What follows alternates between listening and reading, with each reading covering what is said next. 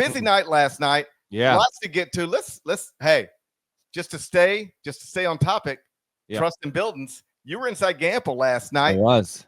Number 25 UConn. I don't know why UConn's still number 25, but whatever. I don't care. All right. They're number 25 in the AP poll. UConn 76, number 15, Baylor 72. UConn was without Alex Carabin.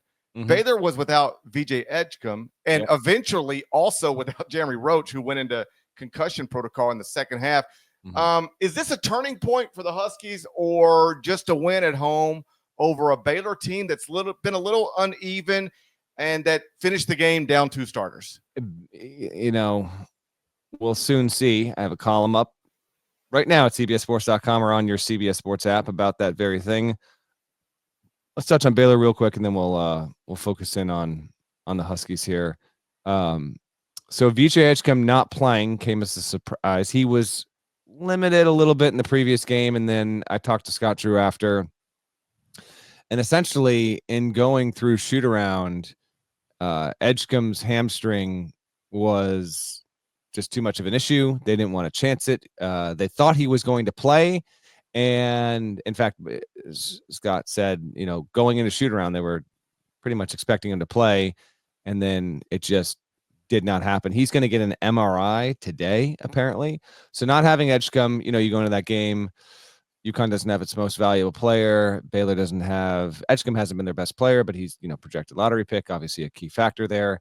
He wasn't available. And then, yes, Roach winds up suffering, a concussion or potentially a concussion. He was in the protocol, and then they didn't have him down the stretch. And I thought that was pretty key there. Baylor now is a 5-3 team, lost at Gonzaga, lost to Tennessee almost 2 weeks ago, and now took the loss at UConn. Meantime, it has a neutral court win over Arkansas, a neutral over St. John's, and it's going to probably take some time for Baylor to potentially meet its potential. Drew said last night the team has fewer than 5 practices. This is dating back to when practice officially started in the preseason. Has fewer than 5 practices as a full team. It's obviously driving them nuts to a certain extent because you need good health to give yourself the best chance to win. And Baylor simply does not have that right now.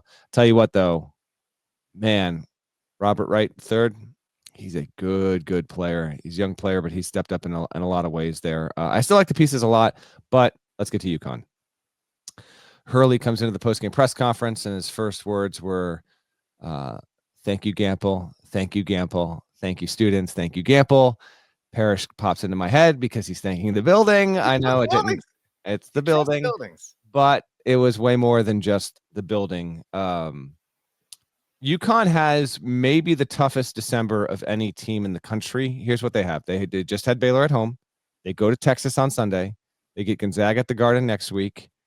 They've got home against a 1-loss Xavier, and then they are at 1-loss Butler before playing at 1-loss DePaul, but that's technically on New Year's Day. So it's a very challenging December, and we're going to know a lot about UConn before we get to Christmas. This was a humongous game. Hurley said he didn't think there had been a game with more consequence in the regular season to him, with a team that was capable of doing really good things than what this one was last night. Liam McNeely goes for 17. And he finally got them on the, UConn got off to a slow start. McNeely got a 3-point play to finally get him rolling. Aiden Mahaney had 9 points on 3 threes, including a pair of threes in the first half that got UConn to, I think, within 3 points. And then Baylor called timeout. Hurley and Mahaney had a meeting, of celebration going into that time. In fact, Nada, you have this.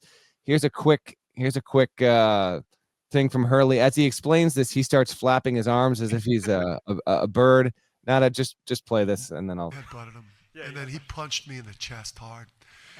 That's why I'm talking so low. I think I might have cracked a rib. He rose like a phoenix out of the ashes today. That's why I'm not sure if you saw that on the sideline today. He was, and I'm not sure that's what a phoenix does, but. Just unbelievable. I love the way he rose like a phoenix out of the ashes. That might have to go on the soundboard. Just ridiculous. Every time somebody has a breakout game, they have risen like a phoenix. Called to mind Frank Costanza. I'm rising like a phoenix from Arizona. But they needed it. And bad. It was great.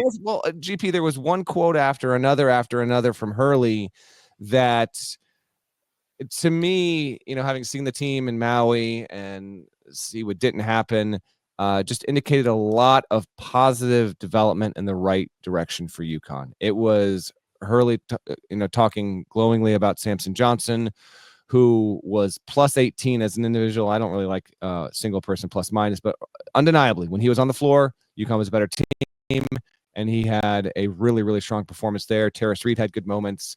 Mahaney needed to get himself some confidence there, and the three-pointers came up huge for him. I thought it was a good sign that UConn won, even though it's still working on, fixing its defense here. Baylor did shoot 49% from the field. It was, only 6 of 17 from 3-point range, but was still well over 1 point per possession in this game. But they got a little bit from everyone. There was a moment when Jalen Stewart had a big play. Hassan Diarra had 7 assists. As a team, UConn only had 7 turnovers. So a nice win to start. They got to turn around. They got to play at Texas. And then I'll close with what was I've buried the lead here, and that is Hurley admitting that a lot of this was on him in terms of the problems with the slow start and what UConn had been. I'm going to read directly a couple quotes he gave. He said, quote, "I think part of the problem has been me. I've coached these guys frustrated, and I've coached them frustrated for too long. This is a team that's going to be a work in progress and a team that's going to get better and better. And we're relying on a lot of young players and new players."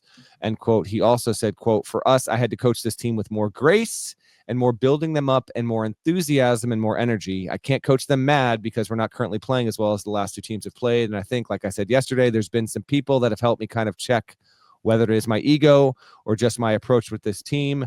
I think that's a really good development. Coaches will tell you different groups you sometimes coach different players entirely differently, but different groups can, need different kinds of guidance at different points of the season. Obviously, they were able to tap in and get a much needed home victory over Baylor. Don't know if it's going to be the pivot point for their season, but if this team can be as good as Hurley believes that it can be, then this kind of game can have a really positive effect, and we'll see if they can get through December with, say, only 1 loss against what's obviously going to be a challenging schedule. Just first on Baylor in the game. Once they lost Jeremy Roach, they just looked out of sorts. They just looked like they didn't know how to do what they needed to do. It was interesting that they hung around and they were in it like basically the entire time. But man, once Roach came out of the game and it was clear he wasn't coming back, it combined that with everything they were dealing with. It felt like a tough task, and it obviously was. With Edgecombe, I'm not suggesting anything weird or trying to make a big deal out of it, but that's a lottery. You mentioned it. That's a lottery pick injury. Okay, I mean, you just don't want to mess with even No, he's Scott's saying first place hamstring and groins. Yeah, hamstrings and groins. No. GP soft tissue issues. Yeah, if you're new to the pod, GP can't say the word groin. You don't want to mess with those because they can worsen. He's right, but you're correct. They're not gonna chance that whatsoever. Yeah, no. And to be clear, he's worth more money than both of us. Okay. I'm well aware. It probably has been since he was 9. So. Yeah, it probably has been since his first AAU team. Yeah. All right. So I understand it, but that's what that is. When you hear a coach say, "We thought he was playing right up until tip-off," that's a lottery pick injury. On UConn, they needed it, I think, more than anybody else last night. I don't think anybody else in the country needed to win in their building last night. Probably, but Creighton is a really close second if that's the case. Yeah, but if Creighton loses, with all due respect to Creighton, they're not spending a block on I got Get Up this morning. Stephen A. Smith ain't ranting. That's why I was at the game. It meant that much. Right. On a huge night. Had UConn lost, big story here, but they get the win. Continue. That's right. So they needed it. The crowd showed up. It's hard to tell sometimes what it's like on TV. How was it in the building? You know what? The crowd was good. I've definitely been around better crowds. It was pretty filled up. A little bit of a slightly late arriving crowd. That's due to the 6:30 tip. Right. And again, there was snow in the area last night, but they showed up well, and building got going pretty well there. But I've been in better. Yeah. So I think if I remember correctly, UConn fell behind early. Like right. They were down like 9. They were down. I think they were down 9-0 or something close to like that. Right. 7-0, and then. It was I got it in my store here, GP. I think it was 19-8. It was 19-8 with 12:16 to go in the first half, and you're kind of looking around like, are they gonna fail to even like make this a game or get into it? And then that's when Aiden Mahaney showed up and Hurley said they needed that big time. Right. And keep in mind, like I've already noted, Roach went out, Edgecombe was never there. Like UConn was missing its best player. So you really need a win, and your best player is not in your uniform. That's tough. And then Mahaney knocked down a couple of shots, and I thought that was great, just awesome. Mm-hmm. I regardless of what the perception of me might be, and I'm not sure exactly, but I don't like watching people struggle. I don't root against people. Like I like watching people succeed. I like watching people flourish, and I don't think it's awesome that Aiden Mahaney goes from a good college basketball player at St. Mary's, gets lifted up to this amazing stage that UConn provides, and then it's just he couldn't play. I mean, he went from starting and playing real minutes to not starting and playing almost no minutes. I mean, we went 2 straight games in Maui without scoring, and for him to be a meaningful part of an important victory and then have that moment on the sideline with Dan, which was A, hilarious, but B, also just awesome. Yeah. That's what you, and at the risk of talking about Dan Hurley's sideline behavior, I don't want to get into that, but like that was awesome. That was an incredible moment. That's what you want to see between coach and player. And I read your column and I saw the post-game quotes and Dan recognizing you have to talk to different people different ways and deal with different people different ways. And I might have to deal with this team differently than I've dealt with other teams. I wasn't in the building, but I had my eyes on the television. He seemed from the jump very encouraging and lifting up, as opposed. He didn't seem as mad as he seemed intense, and like it seemed like an intentional different approach. And I thought it served everybody well. And that was a nice moment in that building last night. And I'm like you, I don't know exactly what it means, if it's a turning point. Yeah. But my God, a loss would have been not devastating, but way less than ideal. And so the alternative to that was a good evening. It would have been as close to devastating as you could get. A home game. They didn't have Caravan, but a Baylor team without arguably its 2 most important players. They needed to get that win, and the moment with Mahaney and Hurley was great. It was just, it was a spontaneous display of really positive energy and emotion. And I hope Hurley's rib isn't cracked, but that quote, he rose like a phoenix. There's a little bit of Christopher Walken in there that started to creep in, I think. Actually, do you have it? Can you play that? I need to hear that one more time. Can you play that one more time? And then he punched me in the chest hard. That's why I'm talking so low. I think I might have cracked a rib. He rose like a phoenix out of the ashes today. That's why I'm not sure if you saw that on the sideline today. He was, and I'm not sure that's what a phoenix does. But yeah, there's some Christopher. Oh no! If you took Christopher Walken, set him across from Bruce Willis, and told him to say he rose like a phoenix, it would fit right in perfectly. So good, man.